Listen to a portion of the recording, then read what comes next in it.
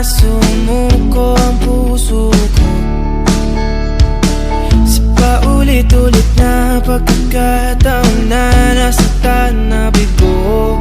Mukhang delikado na naman ako. Bakit ba kinikilig na naman ako? Pero ngayon ay parang kakaiba. Pag nakatingin sa iyong mata, ang mundo ay kalma.